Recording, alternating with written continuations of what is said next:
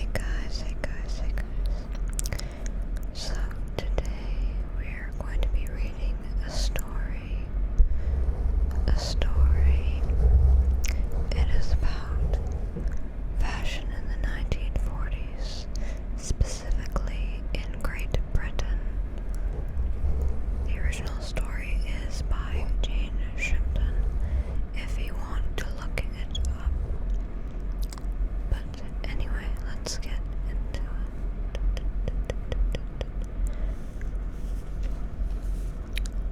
Introduction. Fashion during the 1940s was dominated by the Second World War. Britain was fortunate, compared with some countries at war, being neither occupied by enemy forces nor experiencing significant fighting on home soil. But the march of global events and the tremendous effort needed to support her participation in the conflict between September 1939 and May 1945 transformed everyday life. Never before had the home front been so completely involved in a war. By 1941, the entire populace had been mobilized in a common cause, that of conserving precious resources and ensuring their allocation to the industries where they were the most urgently needed.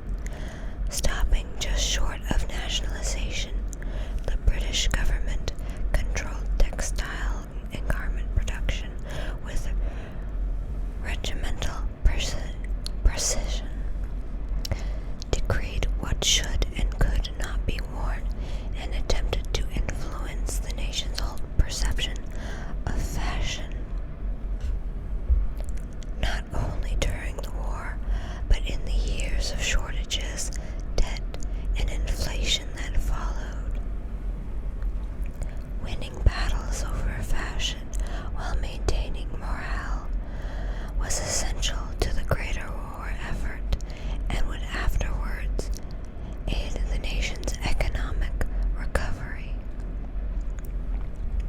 At the dawn of the new decade, Paris was the acknowledged leader of fashion, but following the German occupation of France in June 1940, French industry was redirected towards the need of the Third Reich. Some Parisian fashion houses continued to operate, but they no longer served an international clientele. And for the remainder of the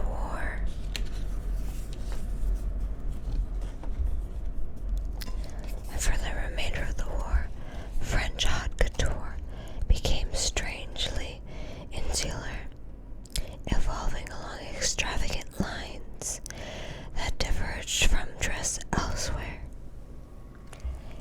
Meanwhile, in Britain, the traditional concept of fashion, with its implied freedom of choice and expression of personal taste, was being challenged. After the Blitz began in August 1940, there was little time for fashion. Opportunities for leisure activities and dressing up were few, and there was less to wear as material shortages escalated. Whether an individual's garments were made to measure by professional tailors and court dressmakers, or bought from upmarket London shops, local outfitters, popular chain stores, or market stalls, they became less formal and more functional, shaped by the exigencies of war. London design talent was harnessed by the government to help create economical styles. Military uniforms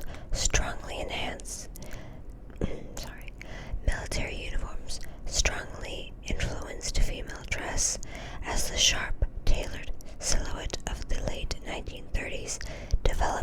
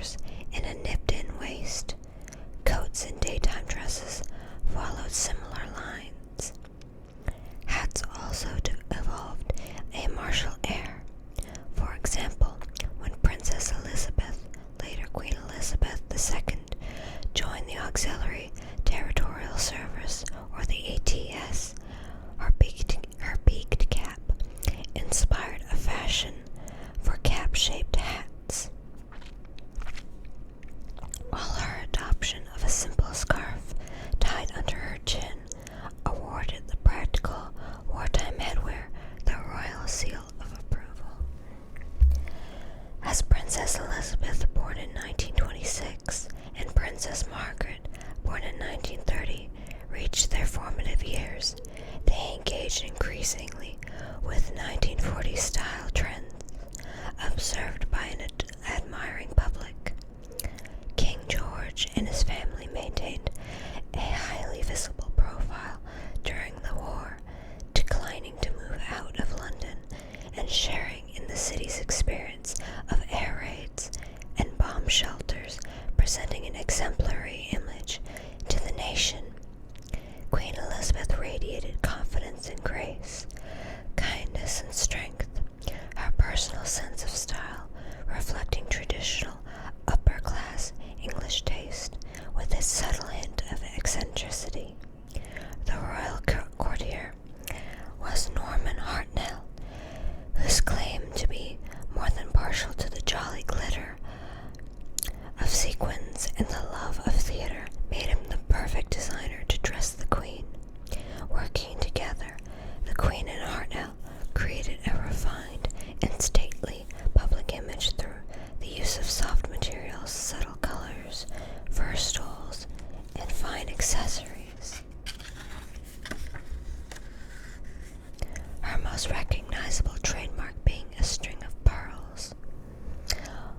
When visiting areas of London devastated by bomb damage, it was decided that she would not wear morbid black costumes, instead inspired by the semi-morning color lilac. She chose muted pastel shades suggestive of hope. She was always immaculately attired on these occasions to show respect for those members of the public who had dressed up to see her. Nonetheless, she followed wartime clothing restrictions, her clothes sometimes being cut down for her daughters and older outfits remodeled. In general, British male fashion remained conservative for much of the 1940s. Relatively few new suits were made during the war, as millions of men were in the service and wore a uniform. One occasion required a civilian suit. Many made do with their existing 2 or 3-piece suits. With its loose pre-war silhouette, conventional men wore a hat in outdoors. The city bowler, a semi-casual felt trilby, or the working man's cloth cap. Children's wear also presented a relatively standardized juvenile section of adult dress throughout the 1940s, while a regulation uniform was obligatory for most school pupils.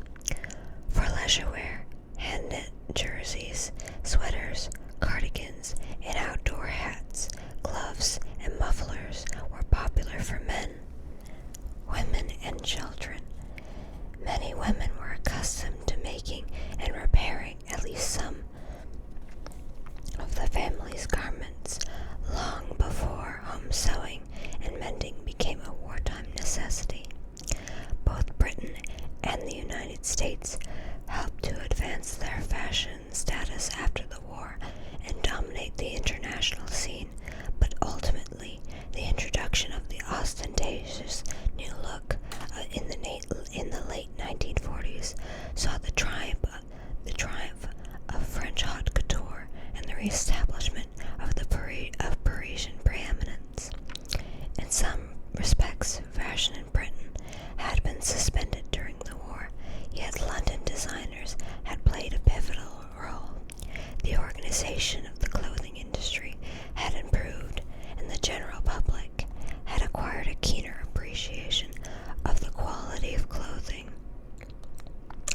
An important precedent had also been set for the adoption of more practical, comfortable garments, and by the end of the decade, the younger generation in particular was becoming increasingly attracted to casual American-style clothes, a trend